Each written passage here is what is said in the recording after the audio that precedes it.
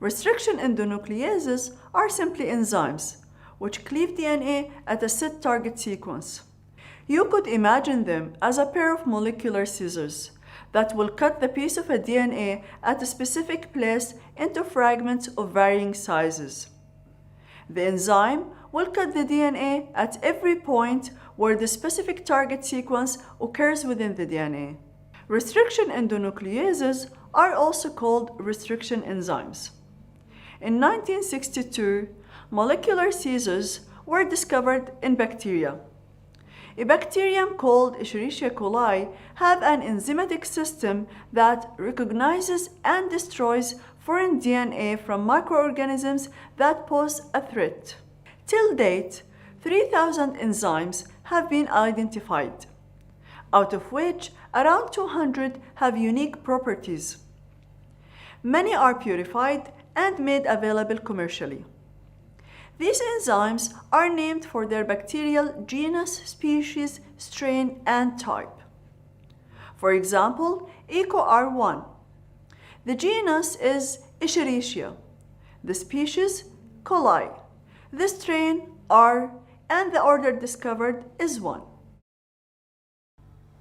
Recognition sites have symmetry, which is called palindromic. If you read them from opposite sides, they are the same.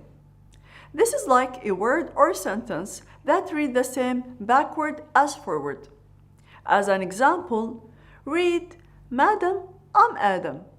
Do you see how it reads the same backwards? For the purpose of the present subject, palindromic is referred to a region of DNA in which the sequence of nucleotides is identical with an inverted sequence in the complementary strand. As an example, GAATTC is a palindrome of CTTAAG. Restriction enzymes recognize specific 4 to 8 base pair sequences. Some of these enzymes they cut in a staggered fashion, which is called sticky ends. Other enzymes they cut in a direct fashion, which is called blunt ends, as you can see in the figure. The resultant fragments are viewed through the gel electrophoresis, which will be the subject of later topics. Aren't you wondering now, why don't bacteria destroy their own DNA with their restriction enzymes? This will be a very good point to discuss through the discussion forum. I'm gonna give you a hint. If you have a weapon, would you use it against your own self? Restriction enzymes are a crucial component in some molecular techniques such as restriction fragment, length polymorphism analysis, and DNA sequencing. These techniques will be the subject of our coming topics.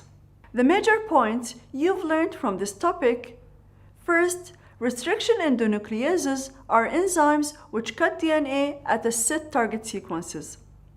Second, restriction enzymes have been isolated from bacteria. Finally, restriction enzymes are called molecular scissors. So, hang around. More interesting molecular tools are yet to come.